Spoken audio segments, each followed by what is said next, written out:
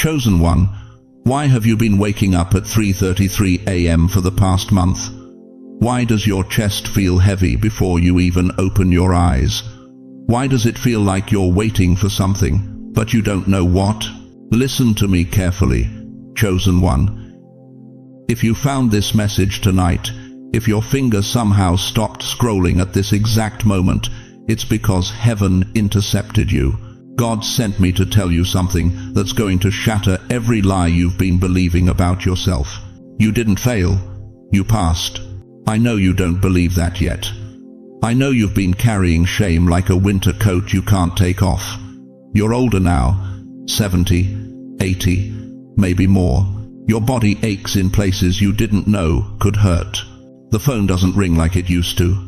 Your children are too busy. Your grandchildren don't understand you. You sit in that chair, staring at the television, wondering if God forgot your address. You thought this season was punishment, but heaven calls it your final exam. And here's what breaks my heart. While you've been thinking you failed God, heaven has been grading your test. The sleepless nights, the financial pressure that won't let up, the loneliness that sits in your chest like a stone. That wasn't abandonment, beloved. That was your examination. And tonight, at this very hour, the results came back from the throne room. You passed. God sent me with a message so urgent, so specific, that if you miss it, you'll spend the rest of your days wondering what could have been. At 3:33 a.m., not 3:32, not 3:34, something is scheduled in the spirit realm. A coronation, your coronation. But you have to stay awake for it. You have to know what to do when that hour comes. Before we go deeper, and we're going deep tonight, I want to pause and thank every single one of you who has supported this message through super thanks. Your generosity means more than you know. You're not just giving, you're helping spread light to others who feel alone in their calling. Whether you give or not, I'm deeply grateful for your presence here. Your support, your time, your attention, it all matters. And if this message resonates with your soul, go ahead and sow that seed of faith. But right now, if something inside you is trembling, if you feel like this message was written specifically for you, I need you to do something. Type in the comments, I passed. I'm still here. That's not just a comment. That's your first act of faith tonight. That's you telling heaven you're ready to receive what's been prepared for you. Don't scroll away. Don't dismiss this as coincidence, because what I'm about to reveal in the next few minutes will explain why your life has been so hard, why you felt so forgotten, and why 3:33 a.m. keeps pulling you from sleep like a divine alarm clock. You didn't fail, God, chosen one. You passed. And tonight, even God himself is about to crown you. Why does your chest tighten when the sun goes down? Why does silence feel heavier than noise? Why do the walls of your home seem to whisper memories you're trying to forget? Because, chosen one, you've been living inside heaven's testing chamber for years, and you didn't even know you were being graded. Listen to me carefully. God didn't test you in a classroom with number 2 pencils and multiple choice questions. He didn't give you a written exam you could study for. No, beloved. Heaven tested you in the only place that matters, in the dark. In the moments when nobody was watching, in the seconds when you thought you were completely alone. He tested you when the doctor walked into that sterile room and said words that made your world stop spinning. When they told you about the tumor, the heart condition, the diagnosis that changed everything. And you sat there in that paper gown, 65 years of life flashing before your eyes, wondering if this was how it ends. But then you went home, got on your knees, and whispered through tears, "Not my will, but yours." Heaven marked that down. Grade, passed. He tested you when your spouse took their last breath, and suddenly half of your soul was gone. When you woke up the next morning and reached across the bed out of habit, only to find cold sheets where warmth used to be. When you had to learn how to cook for one instead of two. When holidays became reminders of what you lost instead of celebrations of what you have. When that chair in the living room stayed empty, but you couldn't bear to move it. But even through the fog of grief, even when your voice cracked and your hands shook, You still said grace over your meals. You still thanked God for the years you had instead of cursing Him for the years you lost. Heaven marked that down. Grade, passed. He tested you when your children stopped calling. When Mother's Day came and went with nothing but a generic text message. When your grandchildren grew up through Facebook photos instead of Sunday dinners. When you realized you'd become an obligation instead of a priority. When Father's Day meant sitting alone, wondering what you did wrong, replaying every mistake you made as a parent, questioning if you failed the people you loved most. But instead of becoming bitter, instead of writing them off, instead of giving up on them, you kept praying every single night. Their names on your lips, even when yours wasn't on theirs. Heaven marked that down. Grade, passed. God's exam room wasn't a building with fluorescent lights and academic standards. Heaven's exam room was your living room at midnight, when insomnia held you hostage and anxiety whispered that you'd be forgotten. It was your kitchen table at 3 a.m. when you couldn't sleep, so you opened your Bible with trembling hands, searching for promises to hold on to. It was your pillow soaked with tears that nobody saw, prayers that nobody heard except the one who counts every single one. And here's what breaks my heart. Here's what the enemy has been hiding from you all this time.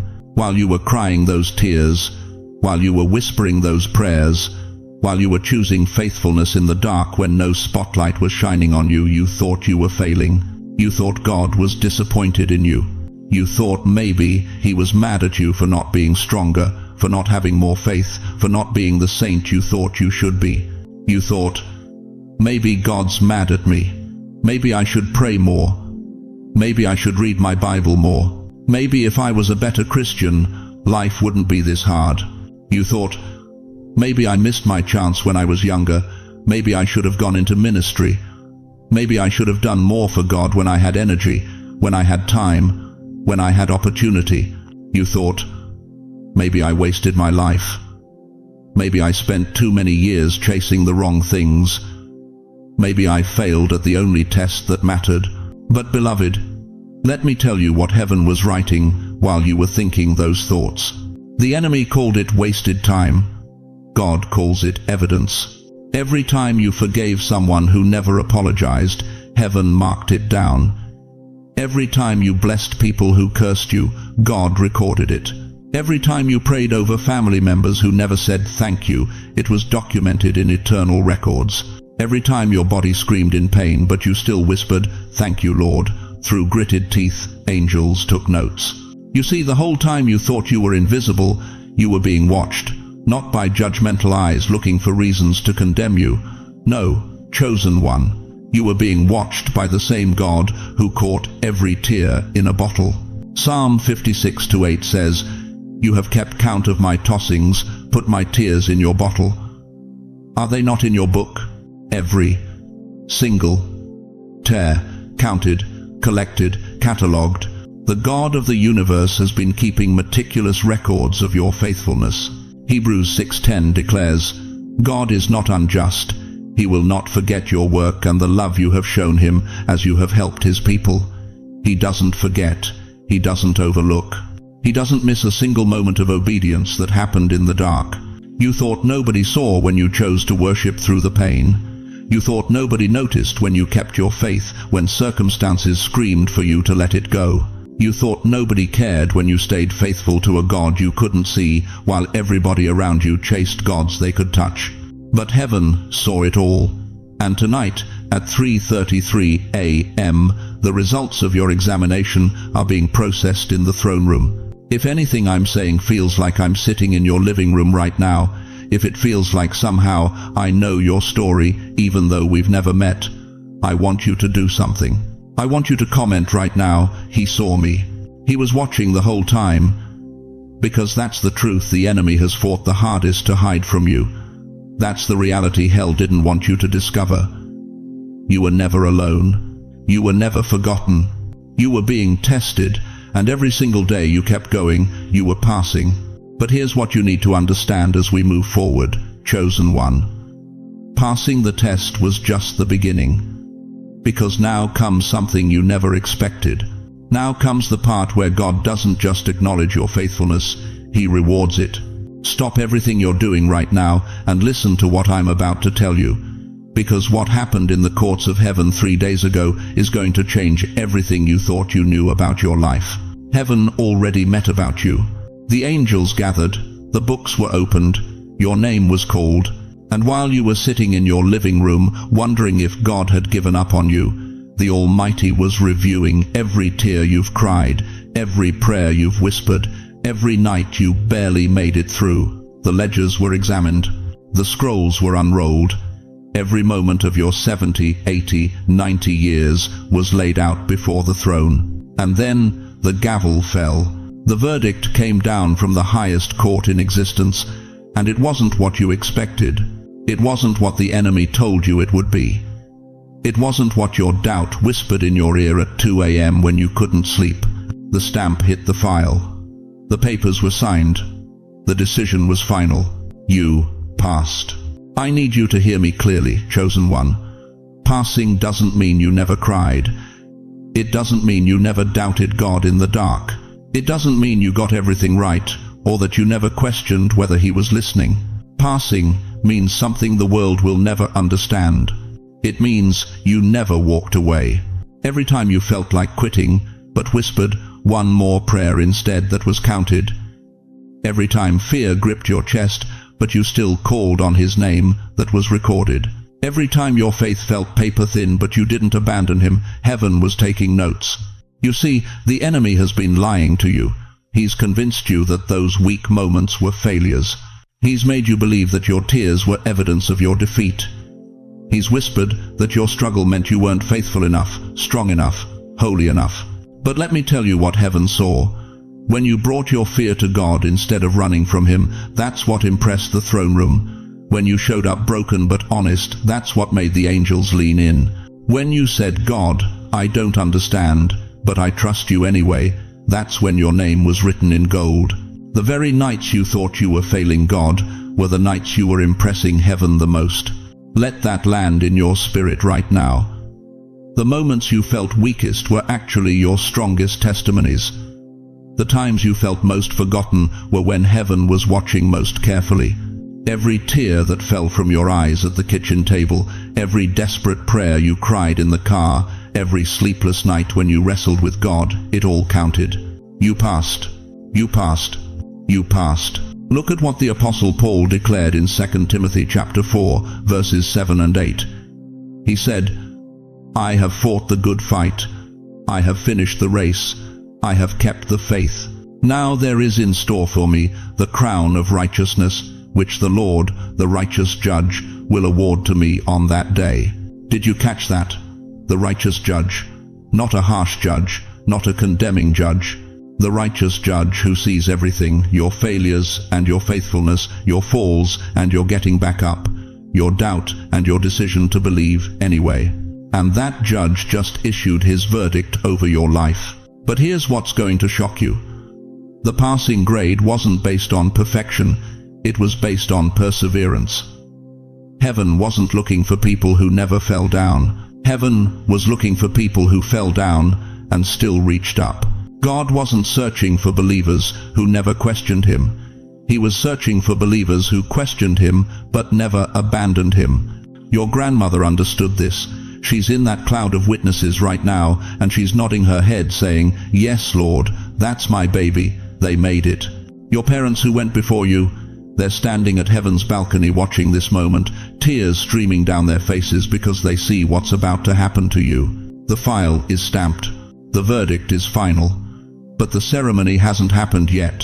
See, there's a difference between passing the test and receiving the crown. There's a space between the verdict and the coronation, and that's why 3:33 a.m. keeps pulling you from sleep. That's why you can't rest at night.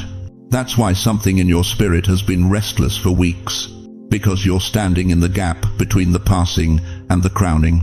And if you don't know what to do at that appointed hour, you might miss the very moment heaven has been preparing for decades. Don't click off this video now. Don't tell yourself this is just another sermon. Don't dismiss this as coincidence or chance. Because in a few minutes, I'm going to tell you exactly what to do at 3:33 a.m. tonight, so you don't miss what's already been signed in your favor. The verdict has been read. The decision has been made, but the crowning hasn't happened yet. And I'm telling you right now, share this message with someone older, someone tired, someone who thinks it's too late for them. Their name might be in the same file as yours. They might be scheduled for the same coronation. You could be the last voice they hear before they finally understand that they didn't fail God. They passed. But now comes the part that will change everything. Now comes the revelation of what that crown actually means, and why the enemy has been fighting so hard to keep you from this moment. Some of you have been waking up at 3:33 a.m. for weeks now, maybe months. You lie there in the dark, staring at that glowing clock on your nightstand, and you tell yourself it's just anxiety. It's just your age. It's the medication. It's your bladder. It's your mind racing about bills you can't pay, children who won't call, a body that's betraying you one ache at a time. But what if I told you it's none of those things? What if I told you that 3:33 a.m. isn't a curse, it's a summons? Listen to me carefully, chosen one. When you wake up at that exact hour, when your eyes snap open in the darkness and you can't explain why, you're not losing your mind. You're being called into court, heaven's court, and the judge who never sleeps has been waiting for you to show up. You see, the world thinks nighttime is for rest, but Scripture tells us something different. The night is when God does his deepest work. It's when he speaks to those who have ears to hear. It's when he moves in ways the daylight world will never understand. Think about Samuel, just a boy sleeping in the temple when God called his name 3 times in the night. 1 Samuel chapter 3. Samuel didn't recognize the voice at first. He thought it was Eli.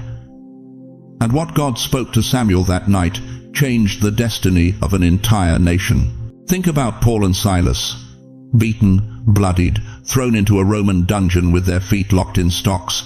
Acts chapter 16 tells us it was midnight, the darkest, most hopeless hour, when they started singing, not crying, not complaining, singing, and at midnight the earth shook. The prison doors flew open. The chains fell off. Midnight wasn't their ending. It was their beginning. Think about David, who wrote in Psalm 63 verse 6, "I think of you through the watches of the night." David understood something most people miss. When the world goes quiet, when the noise stops, when everyone else is asleep, that's when heaven's frequency becomes clearest. Because here's what they don't teach you in Sunday school. When the world is quiet, the courtroom of heaven is still in session. Right now, at 3:33 a.m., while you're lying there wondering why you can't sleep, there are proceedings happening in the unseen realm. Your file is open, your name is being spoken, angels are standing at attention, and God himself is reviewing the evidence of your life, not to condemn you, not to shame you, but to crown you. Let me paint you a picture, beloved. It's 3:33 a.m. The house is silent except for the hum of the refrigerator and the ticking of that old clock your mother gave you. You're awake again. Your heart is heavy. Your mind is racing. You feel alone, forgotten, like God gave up on you years ago and just forgot to tell you. But in the realm you cannot see, in the dimension your natural eyes cannot perceive, something magnificent is happening. Angels are gathered around the throne. The books are open. The record of your tears is being read aloud. Every prayer you whispered when your voice was too broken to speak. Every time you got up when everything in you wanted to stay down. Every moment you chose faith over fear, trust over doubt, obedience over comfort. And there, on a table made of light itself, sits a crown. Your crown, being polished with your tears, being strengthened with your suffering, being perfected with your perseverance. The enemy wants you to believe that 3:33 a.m. is torment. But God is saying it's your appointment. It's not an accident that you keep waking at that hour. It's a signal, a divine alarm clock. Heaven trying to get your attention before the blessing is released. Because here's what you need to understand. Weeping may endure for a night, but joy comes in the morning. Psalm 30, verse 5. You've been in the weeping part for so long, you forgot there was a morning part. You've been in the night season so long, you started to believe the sun would never rise again. But chosen one, the night is almost over. And 3:33 a.m. is the signal that dawn is breaking in the spirit realm, even while it's still dark in your natural circumstances. You thought you were being tortured by insomnia. God says you were being trained for warfare. You thought you were losing your mind. Heaven says you were gaining access to mysteries the comfortable will never understand. You thought those sleepless nights meant God abandoned you, but He was actually preparing you for the moment when He would publicly vindicate you. Now I know what some of you are thinking. You're wondering if this is real, if this 3:33 a.m. thing is just some made-up spiritual talk. But let me ask you something. Why does it keep happening? Why that exact time? Why, night after night, do your eyes open at 3:33 and you can't get back to sleep? Because heaven is persistent. And when God has a crown with your name on it, He won't stop calling until you answer. Later, in just a few minutes, I'm going to walk you through exactly what to do at 3:33 a.m., what to say, what to release, how to position yourself to receive what heaven has been holding for you. This isn't just information, it's activation. This isn't just teaching, it's instruction for your coronation. But first, you need to understand something that will change how you see everything that's happened to you. You need to know why your test was so hard, why your wait was so long, and why God chose you, yes, you to pass when others quit. Because the crown isn't for everyone who starts the race, it's only for those who finish. Listen to me, chosen one. What I'm about to tell you will change how you see yourself for the rest of your days on this earth. You've been walking through life bent over. Not just your back, though I know that aches too, but your spirit. You've been carrying your head low because the world taught you that getting older means getting smaller, that retirement means irrelevance, that grey hair means your voice doesn't matter anymore. But tonight, God is about to correct that lie with a crown. Now, I need you to understand something. This is not some religious fantasy. This is not me making you feel good for 30 minutes before reality hits again tomorrow morning. What God wants to place on your head tonight is so real, so tangible, so powerful, that when you wake up tomorrow, people are going to notice something different about you before you even speak a word. The crown God is preparing for you has 3 jewels embedded in it, and each one was forged in the fire you've been walking through. The first jewel is dignity. After years, decades of being disrespected, dismissed, and disregarded. You know what I'm talking about, don't you? When your own children talk to you like you're a child.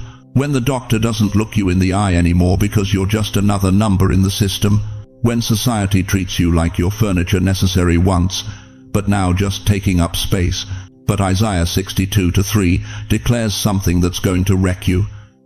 You will be a crown of splendor in the Lord's hand, a royal diadem in the hand of your God. A crown of splendor, not a burden, not a leftover. A crown that God Himself holds up for all of heaven to see.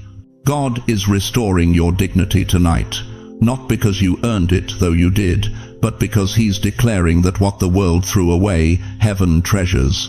Every time someone made you feel small, they were actually confirming that you carry something they can't understand. Your dignity isn't tied to how fast you can move or how much you can produce. Your dignity is tied to whose image you bear. The second jewel in your crown is peace. Real peace. The kind of peace that quiets the 3 a.m. thoughts. The kind that stops the mental warfare you've been fighting for 40, 50, 60 years. You've been tormented, haven't you? By regret, by fear, by that voice that whispers, you wasted your life. You failed your children. You're going to die alone and forgotten. The enemy has been running the same horror movie in your mind on repeat, and you're exhausted from watching it. But listen to what Proverbs 16:31 says. Grey hair is a crown of splendor. It is attained in the way of righteousness. That grey hair you see in the mirror, that's not decay. That's your crown being woven, strand by strand, through every righteous choice you made when it would have been easier to quit. every time you chose faith over fear, every time you got on your knees instead of giving up, every time you blessed when you could have cursed. The peace God is crowning you with tonight isn't the absence of trouble, it's the presence of His authority in your mind. When that crown settles on your head, those tormenting thoughts lose their power, not because your circumstances changed, but because your spiritual position did. The third jewel, and this is where it gets personal, is spiritual authority over your bloodline. You are not just the oldest person in your family, you are the gatekeeper. You are the spiritual covering. You are the one standing between heaven's blessing and your children's future. I know what keeps you up at night. It's not your own pain, it's theirs. You lie there in the dark thinking about your daughter who stopped going to church, your son who's drinking too much, your granddaughter who's living with her boyfriend, your grandson who doesn't believe in anything anymore, and you feel helpless because you can't control their choices. But this crown God is placing on you tonight, it carries authority you didn't know you had. When you wear this crown, your prayers don't just bounce off the ceiling anymore. They pierce through principalities, they break through strongholds, they redirect destinies.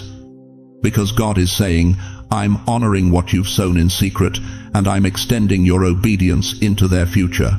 You are not a burden to your family. You are the pillar.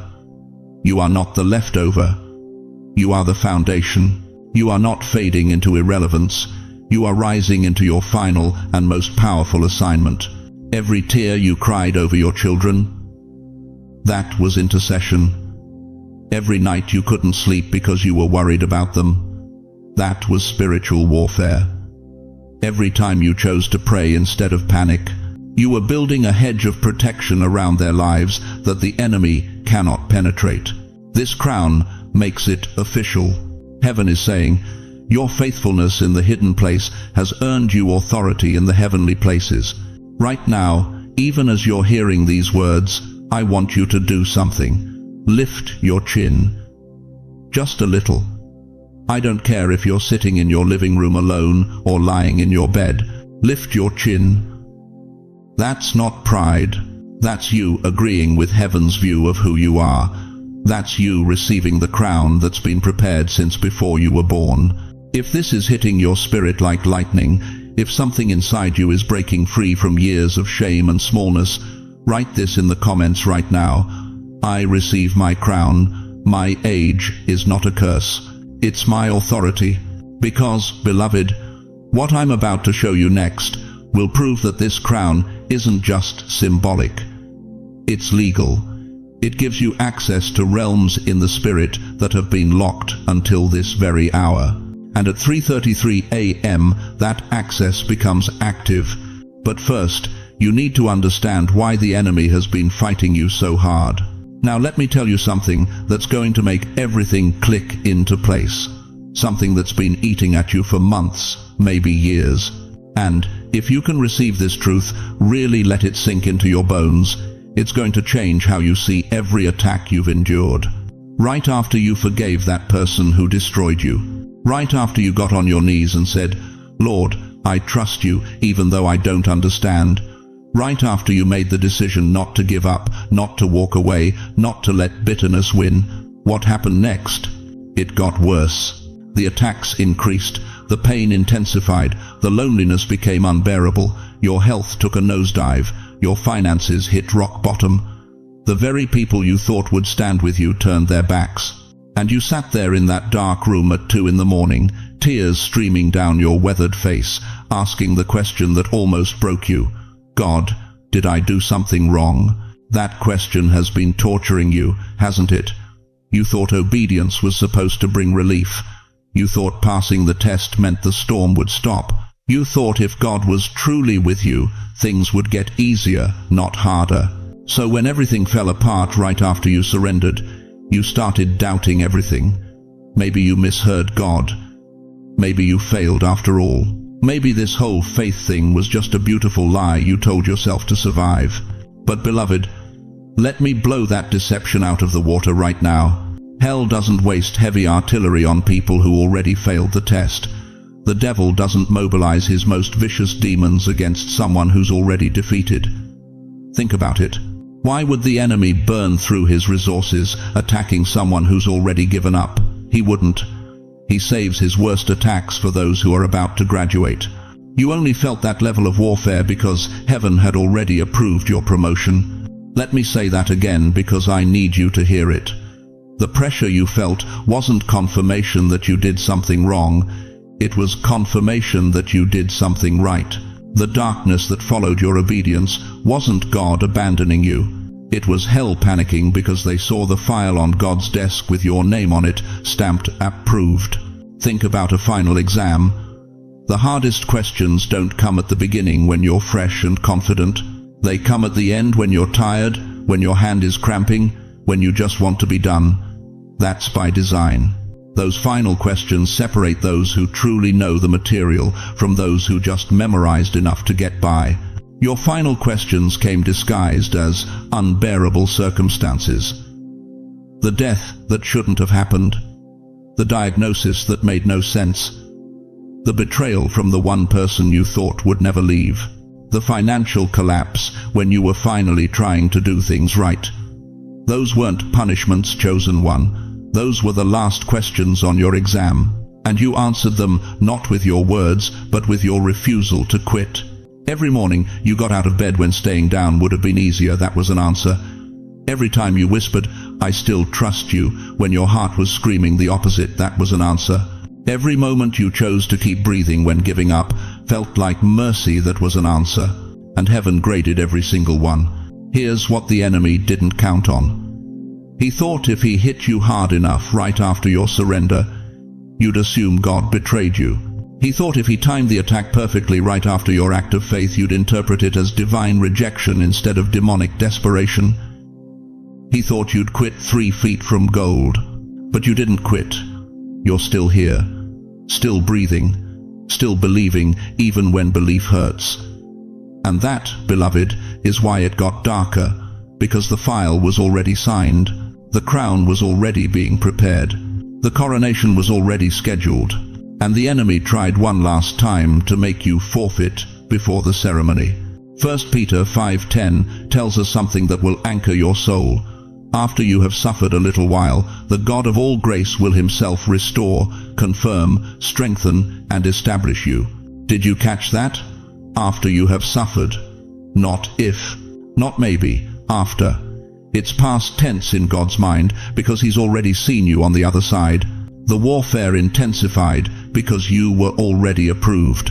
The attacks multiplied because your promotion was already processed.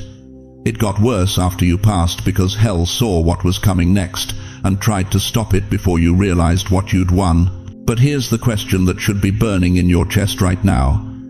If the crown is already prepared, if the file is already signed, if heaven has already approved your promotion, then what happens next?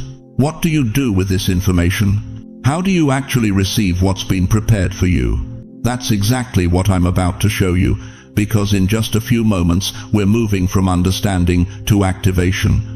From knowing you passed to walking into your crowning.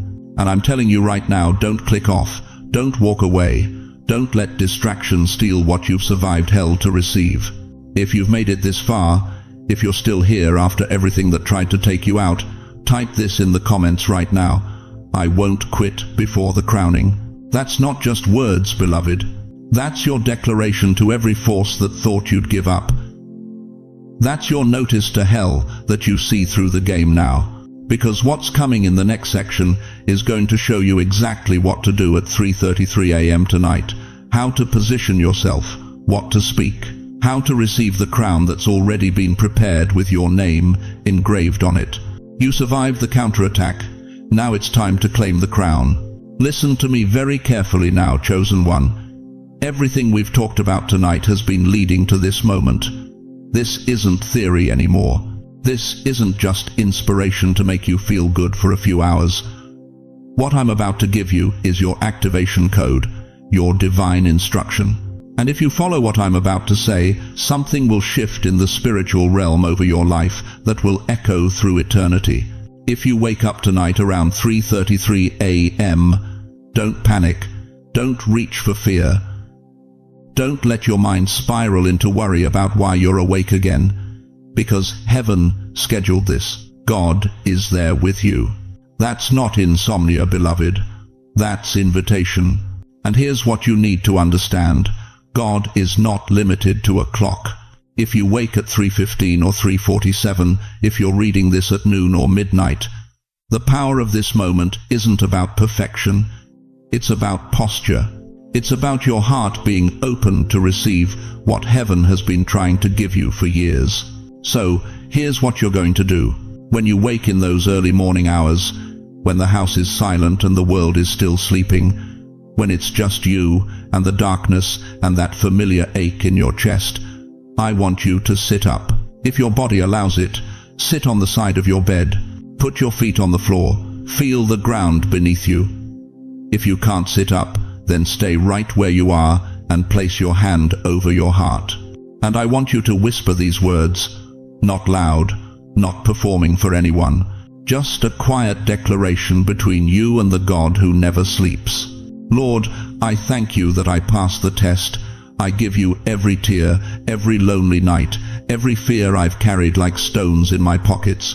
Do you hear what you just did?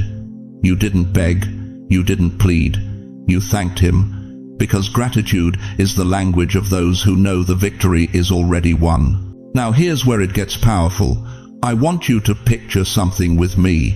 See yourself taking every burden you've been carrying and physically placing it into God's hands.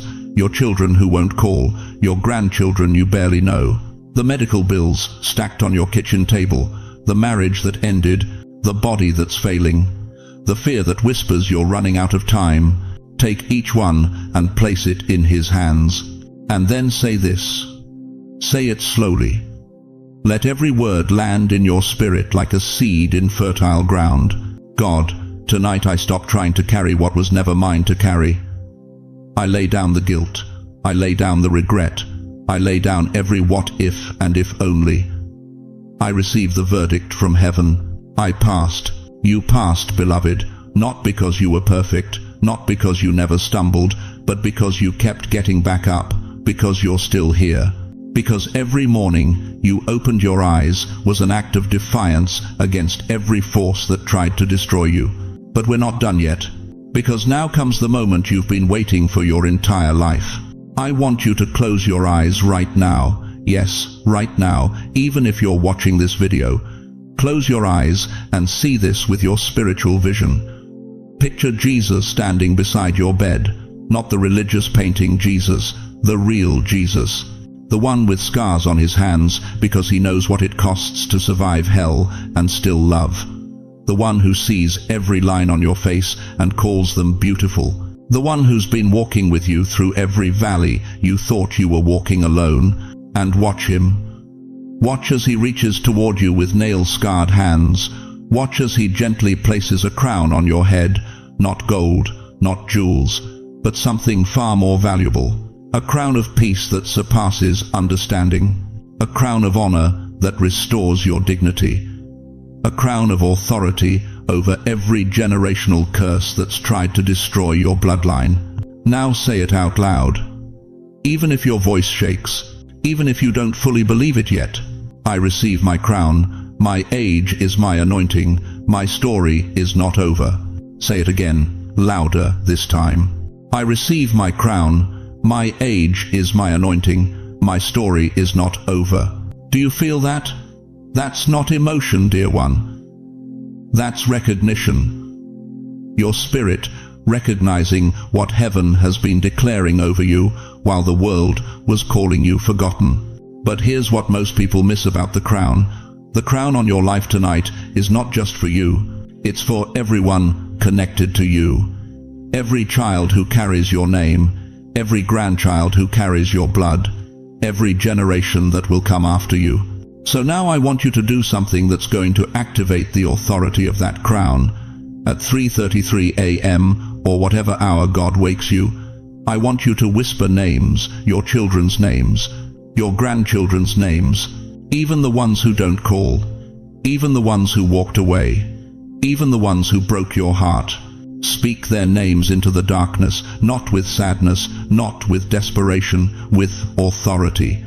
Because you're not begging anymore, chosen one. You're releasing royal decrees as a crowned son, as a crowned daughter of the Most High God. Say their names and then say this: I bless you with the favor that rests on my life. I break every chain that has held you. I decree breakthrough where there has been breakdown. I speak life where there has been death. That's not wishful thinking. That's the authority of someone who passed the test and received the crown. James 5:16 tells us, the prayer of a righteous person is powerful and effective. You are that righteous person, not because you're perfect, but because you persevered. The crown on your head tonight changes everything. It changes how you pray. It changes how you speak. It changes how you see yourself. You are no longer a victim of circumstances. You are a victor crowned by heaven itself. But the question that will determine whether this moment becomes your transformation or just another message you watched is this: will you actually do it? Will you stay awake for your coronation? Or will you let fear convince you it's too simple, too mystical, too good to be true? Because, beloved, what's waiting for you at 3:33 a.m. isn't just peace, it's power. Let me tell you what happens when God crowns somebody for real. You walk into your kitchen tomorrow morning, and something's different. The air feels lighter. You pour your coffee, and for the first time in months, maybe years, that crushing weight isn't pressing down on your shoulders. You look out the window at the same tree you've stared at 1,000 times, but today it looks like it's been painted in brighter colors. Your daughter calls, same conversation you've had 100 times before, but this time, halfway through, she stops mid-sentence and says, "Mom, are you okay? You sound, I don't know, different." She can't put her finger on it, but she feels it. She hears something in your voice that wasn't there last week. You sit in the waiting room at the doctor's office. Everyone around you is fidgeting, scrolling through their phones, radiating that low-grade anxiety that fills medical buildings like fluorescent light. But you're calm, not pretending to be calm. Actually calm. The woman next to you, half your age, keeps glancing at you like she's trying to figure out what medication you're on. She doesn't know you're not on anything. You're just wearing something she can't see. You're wearing your crown. Here's what I need you to understand, chosen one. When God crowns you, He doesn't hide it. He doesn't sneak it onto your head in the middle of the night and hope nobody notices. No, He lets other people feel it, even before they understand it.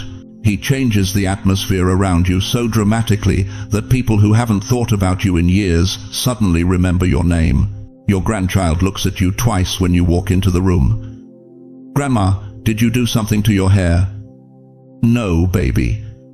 Your hair's the same, but something about your presence just shifted the entire energy of this house, and that child's spirit is picking up on what their eyes can't explain."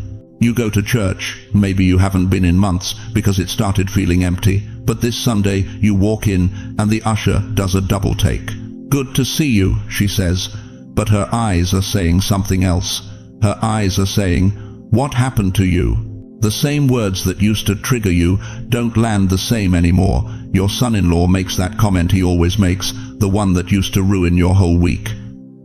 But today it bounces off you like rain off a windshield. You smile, you nod, and you move on. He's confused. He was expecting the usual reaction. Instead, he just witnessed your new authority swallowing an old wound. This is not you getting numb, beloved. This is not you giving up or checking out. This is the evidence that something fundamental has shifted in your spiritual architecture. The same memories that used to make you want to disappear now just make you grateful you're still here. You look at old photographs and instead of drowning in regret, you marvel at how far God has brought you. That's what a crown does. It changes your altitude. And when your altitude changes, the things that used to wound you can't reach you anymore. They're down there. You're up here. But let me tell you something else that's going to happen, and you need to be ready for it. Not everybody is going to be happy about this shift. Some people who fed off your brokenness won't know what to do with your peace. Your old drinking buddy who used to call when he needed someone to complain with, he's going to stop calling. That friend who bonded with you over shared misery, she's going to feel uncomfortable around the new you. Why? Because misery doesn't just love company. Misery needs company. And when you're no longer available to participate in the pity party, some people are going to quietly exit your life. Let them go. Your crown doesn't fit in small rooms anymore. You're not just different now. You're dangerous. Dangerous to the darkness that used to own your house. Dangerous to the spirits of depression that used to sleep in your guest room. Dangerous to the generational patterns that thought they had permanent residence in your bloodline. When you walk into a room now, demons have to relocate. When you speak now, your words carry a weight they didn't carry before. When you pray now, heaven doesn't just hear you, heaven mobilizes on your behalf. Your neighbors are going to notice. They won't know what changed, but they'll feel it. The postal worker, the checkout clerk at the grocery store, the nurse who takes your blood pressure, they're all going to react to something they can't name. They're responding to your crown. They're responding to the fact that you passed your test, and God Himself has marked you as approved. If you sense people are reacting to a peace they can't explain, if family members are looking at you sideways trying to figure out what's different, drop this in the comments right now. They can feel my crown, even if they don't see it. Because, beloved, what you're about to discover is that your coronation wasn't just personal, it was positional. God didn't just change how you feel, He changed where you stand. And when your position shifts in the spirit realm, everything and everyone around you has to adjust to your new altitude. But here's the question that's going to determine everything. Now that you're wearing a crown you can't see but everyone can feel, what are you going to do with the authority it carries? You know what nobody tells you about being crowned? They don't tell you that tomorrow morning you still have to wake up in the same house, you still have to take the same medications, you still have to walk to the same mailbox on the same cracked sidewalk you've been walking for 30 years. But here's what changes everything, chosen one. Here's the secret that separates those who carry their crown and those who never pick it up. You don't wear your royalty in a palace. You wear it at the Walgreens pharmacy counter, waiting for your prescription while the kid behind the register can't figure out your insurance. You wear it in the produce aisle at Stop and Shop, squeezing tomatoes with arthritic hands that used to be so strong. You wear it sitting alone in your living room at 2 in the afternoon, watching the dust float through that beam of sunlight, wondering if anyone remembers you exist. That's where royalty lives, beloved, not in the extraordinary, in the ordinary. Jesus understood this better than anyone. He was the King of Kings, yet where did He spend most of His time? Not in temples, not in palaces. He was in fishing boats, in strangers' homes, walking dusty roads with calloused feet. The Gospel of Mark tells us He was in the wilderness, and the angels ministered to Him. Even the Son of God wore His crown in forgotten places. So can you. Listen to me carefully. Every step you take with that walker, every slow, deliberate step that frustrates you because you used to move so fast, that's not weakness. That's the measured pace of someone who knows where they're going. Kings don't rush, queens don't panic. You're moving through your days now with divine authority, even if your knees crack when you stand up. That pill organizer on your kitchen counter? The one you fill every Sunday night with medications that keep you alive? Stop seeing it as evidence of decline. Start seeing it as evidence of stewardship. You're caring for the temple that houses royalty. Every capsule, every tablet is you honoring the body God gave you to complete your assignment on this earth. Paul wrote in 1 Corinthians, "Do you not know that your bodies are temples of the Holy Spirit? Not were temples, not will be temples, are temples, right now, at your age, with your conditions, with your limitations. You are still His dwelling place. And that chair in your living room, the one with the worn armrest where you always sit, the cushion that's molded to your body after years of use, stop calling it just a chair. That's your throne of intercession. That's where you've cried out to God for your children. That's where you've prayed through the night when sleep wouldn't come. That's where heaven has met you more times than you can count. Angels don't see an old person in a worn-out chair. They see a crowned priest on assignment, standing in the gap for a generation that doesn't even know they need it. But here's where most people lose their crown. They think royal means perfect. They think crowned means polished. So when they mess up, when they lose their temper at the doctor's office, when they feel jealous of their friends' healthy grandchildren, when they wake up angry at God for another day of pain, they think the crown slips off. No, beloved, that's not how heaven's crowns work. Your crown doesn't fall off when you're human. Your crown is cemented by the blood of Jesus, and nothing in your behavior can make God take it back. Romans 11:29 is clear. God's gifts and his call are irrevocable. What he gives, he doesn't take back because you had a bad day. So tomorrow morning, when you wake up and your body hurts before you even move, I want you to do something radical. I want you to speak out loud. I am crowned. I am chosen. This pain doesn't change my position. When you stand in line at the bank, and that young teller barely looks at you while she processes your transaction like you're invisible, I want you to remember, she doesn't see your crown, but heaven does. When you sit in that waiting room at the cardiologist, surrounded by magazines from 2019 and the smell of antiseptic, remember, you're not just another elderly patient, you're royalty on a reconnaissance mission in enemy territory. Every ordinary moment is your chance to practice extraordinary identity. So here's what I want you to do right now. Look around the room where you're sitting, pick one spot, one chair, one corner, one window, and I want you to rename it by faith. Your kitchen table where you eat breakfast alone, that's your communion altar. Your bedroom where you can't sleep, that's your prayer chamber. Your front porch where you watch the neighborhood, that's your watchtower. Type it in the comments. Tell me what you're renaming. My living room is my royal war room now. My bedroom is my prayer chamber. Let heaven hear you claiming your territory. Because chosen one, you're not waiting for a crown someday in glory. You're wearing one right now in the grocery store. And the question that will determine everything is this: will you walk like you know it? You know what keeps you awake at 3 in the morning? It's not just the ache in your joints or the silence in your house. It's the movie that plays in your head, the same scenes, over and over. The marriage that crumbled in your hands no matter how hard you tried to hold it together. The child you couldn't save from their own choices. The moment you said yes when you should have said no, or said nothing when you should have screamed. You think about it, don't you? That phone call you never made. That apology you never gave. That dream you buried under decades of just trying to survive. And now here you are, 70, 80, maybe more. And the enemy whispers the cruelest lie of all. It's too late.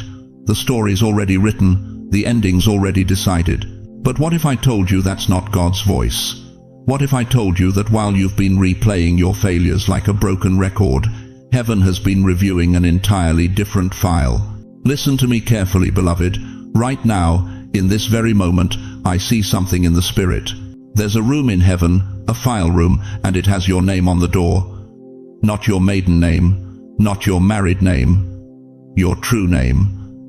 The one God whispered over you before your mother ever held you. And inside that room are files the enemy has been trying to keep you from seeing your entire life.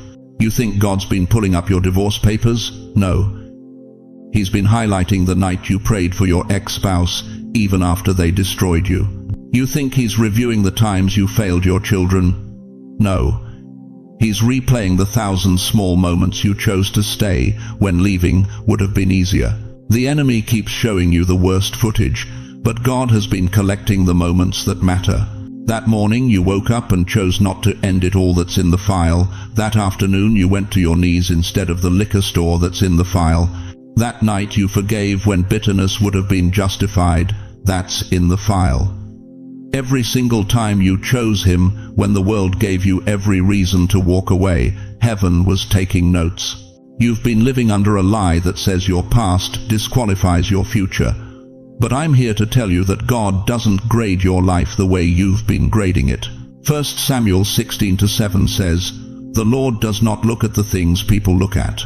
People look at the outward appearance, but the Lord looks at the heart." Every year you've beaten yourself up for what you didn't do. God has been celebrating what you did do that nobody else saw. But here's where it gets deeper. Chosen one. Here's where heaven's plan becomes clear. You're not in your golden years because God ran out of use for you. You're in your golden years because some assignments require gray hair to carry them. Some prayers can only be prayed by someone who's been through hell and came out still believing. Some words can only be spoken by a voice that's been cracked by pain and refined by fire. Moses was 80 when he split the Red Sea. Anna was 84 when she prophesied over baby Jesus. Caleb was 85 when he said, "Give me this mountain." Your age isn't your expiration date, it's your activation code. Right now, there's a grandchild who needs you to be the one stable voice in their chaos. There's a neighbor who's about to give up, and your story is the only thing that can pull them back. There's a prayer that needs to be prayed, and God has been saving it for someone who knows how to pray from the depths. That someone is you. You thought you were retired from purpose? You thought your calling died with your career, your marriage, your youth? No.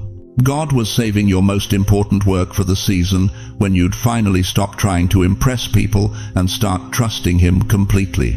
This is your late life assignment, not to be comfortable, not to fade quietly into the background, but to become the spiritual backbone of a generation that's forgotten how to stand. Your prayers are more powerful now than they've ever been because they're not coming from ambition, they're coming from authenticity. Your words carry more weight now because they're not theory anymore, they're testimony. But you have to let go of the regret. You have to stop letting the enemy replay your worst moments on an endless loop. You have to give God permission to reopen your file and show you what He sees instead of what you've been seeing. If you've been carrying the weight of wasted years, if you've been believing the lie that it's too late for God to use you, I want you to do something right now. Type these words in the comments. God, reopen my story with grace. That's not just a prayer. That's you telling heaven, show me the pages you like, not just the ones the enemy keeps showing me. Because, beloved, the past doesn't write the future when God holds the pen. And He's not done writing your story yet. You think this crown is just about you? You think God went through all this trouble, all these years of testing, all these nights of tears, all this refining fire just to make you feel better about yourself? No, beloved, that crown on your head isn't a trophy. It's an umbrella. Listen to me carefully. When God crowns a chosen one, He doesn't just change one life. He extends mercy and protection over everyone linked to you by blood. Your children, your grandchildren, your great-grandchildren who haven't even been born yet. The moment heaven places that crown on your head at 3:33 a.m., something shifts in the spiritual atmosphere over your entire family line. You are a spiritual umbrella in a generational storm. Think about it. Right now, this very moment, you're carrying worry that's crushing your chest. You see your kids doing things you never raised them to do. Your son, who walked away from church 20 years ago and never came back. Your daughter making the same mistakes you made, but worse. Your grandson with those empty eyes, lost in a world of screens and substances you can't even name. You lie awake, wondering where you went wrong. You replay conversations from 30 years ago, trying to figure out what you should have said differently. You watch them make choices that break your heart, and you feel powerless, helpless, too old to fix anything, too tired to fight anymore.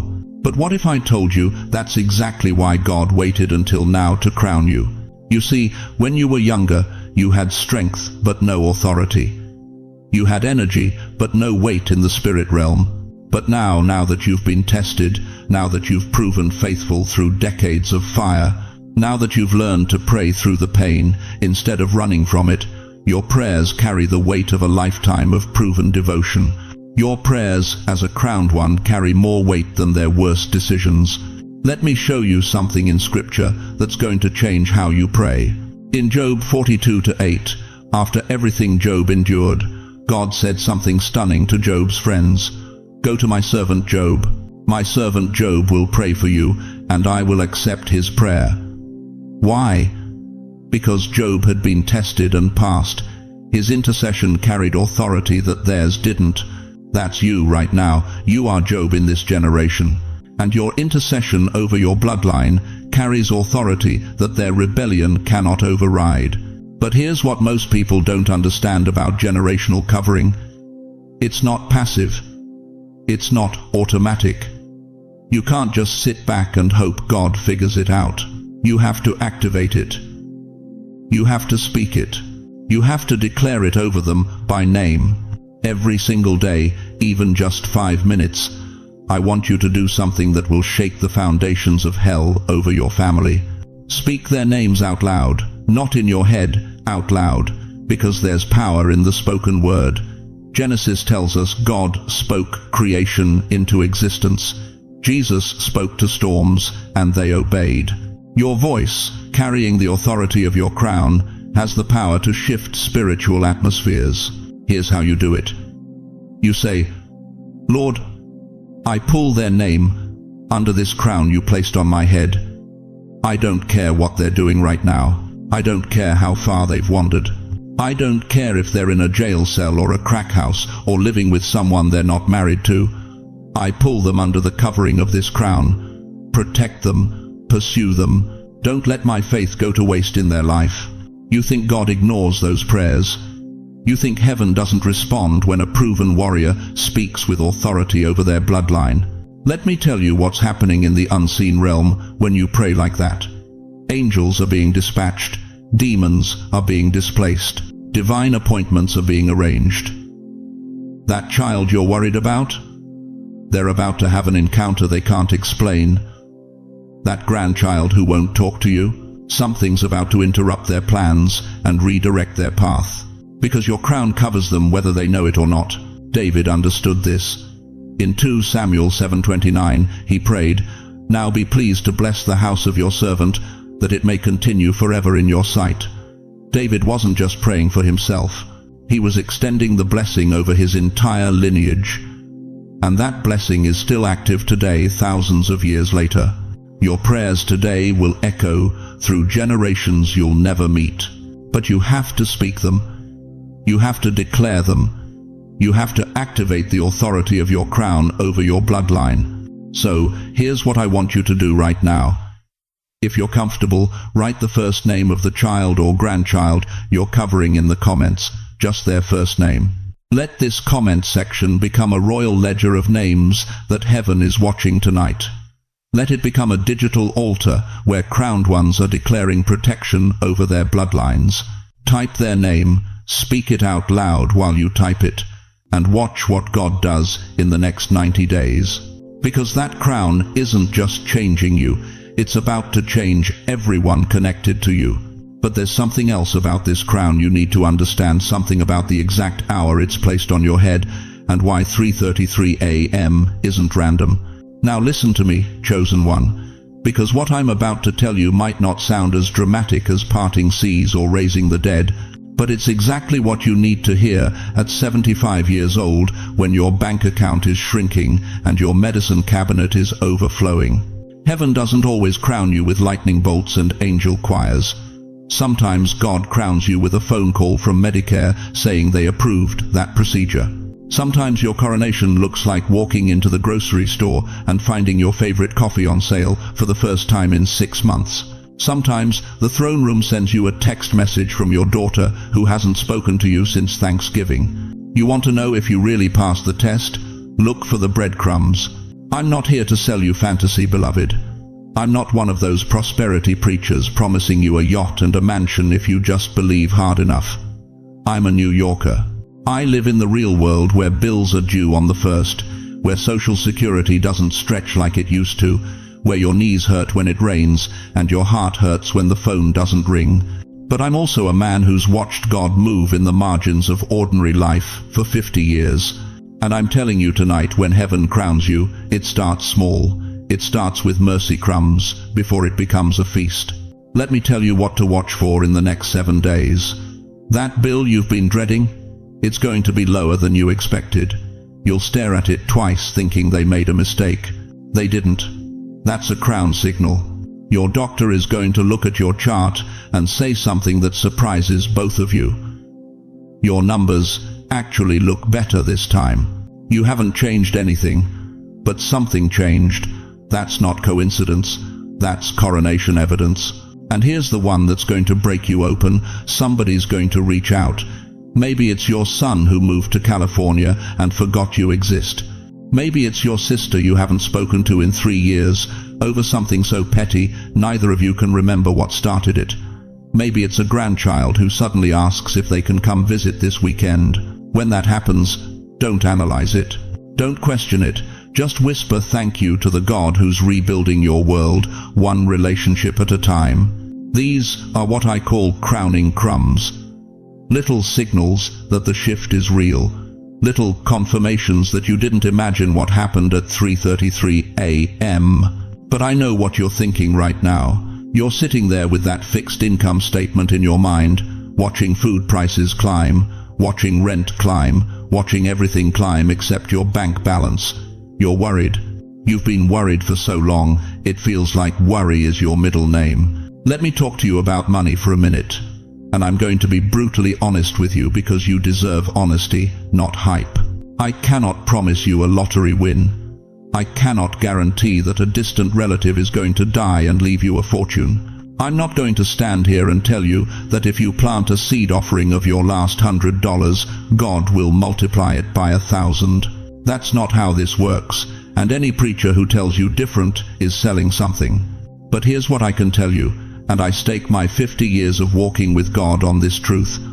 A crowned child of God is never abandoned, never. Not when you're 83 with arthritis in both hands. Not when your pension barely covers your medication. Not when you're eating the same meal 3 days in a row because you're stretching groceries until the next check comes. Deuteronomy 31:6 says it plain, He will never leave you nor forsake you, not might not probably won't, will never. That's a blood oath from the throne of heaven.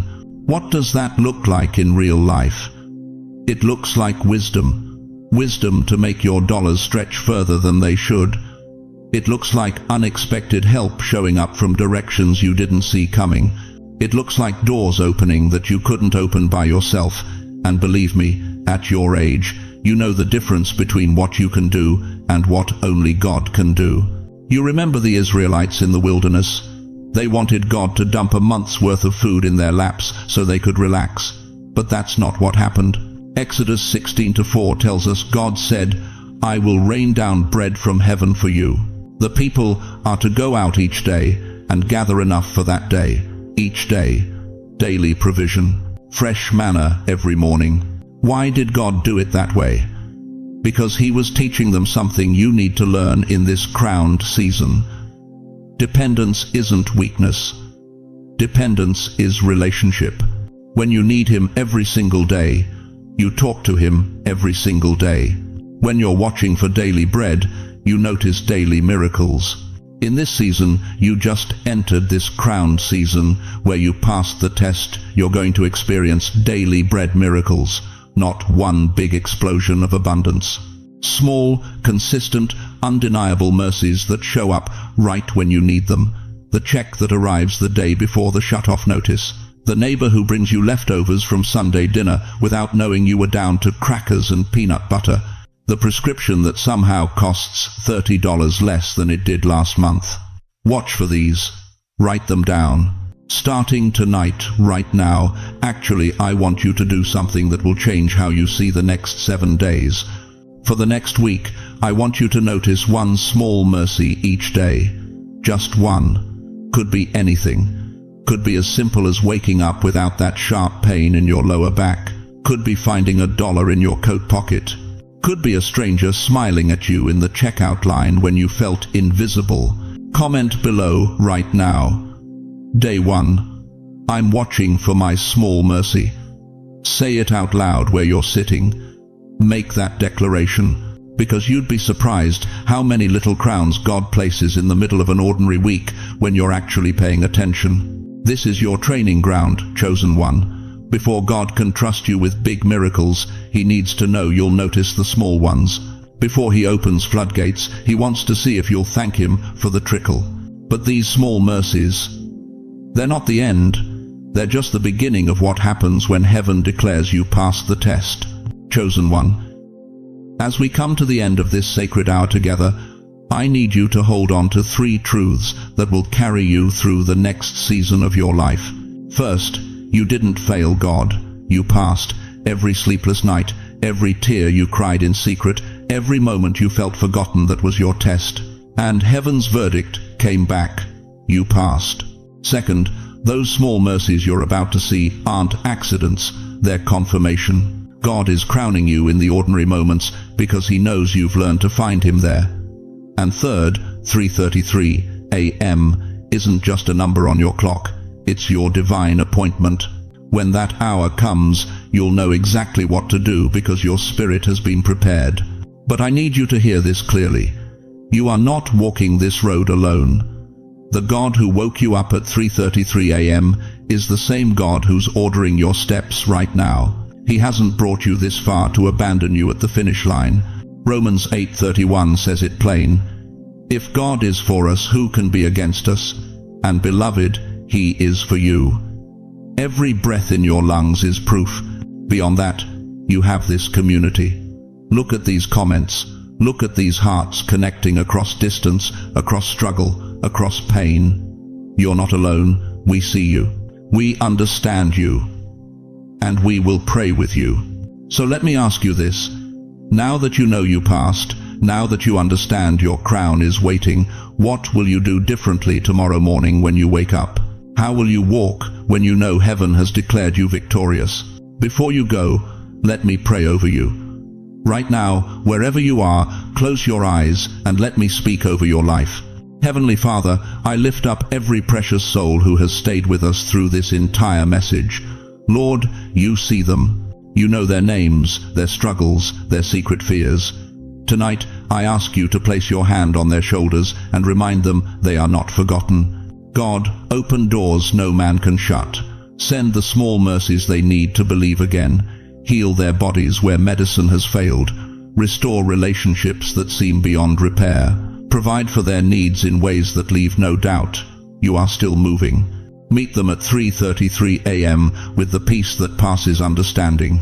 Crown them publicly with the favor they've earned privately. Give them strength for tomorrow, hope for next week, and faith for the years still ahead. Let them sleep tonight, knowing they are loved, they are chosen, and they have passed every test heaven set before them. In Jesus' mighty name, Amen. Now, I want to hear from you. Drop a comment below and tell us what resonated most with your spirit tonight. Ask for prayer. This community will surround you. And please share this message with someone who needs to know they passed when they thought they failed. Someone's breakthrough might be one video away. If you haven't already, subscribe to this channel and hit that notification bell. This isn't just content, this is your spiritual family gathering every week. Thank you for spending this sacred hour with me.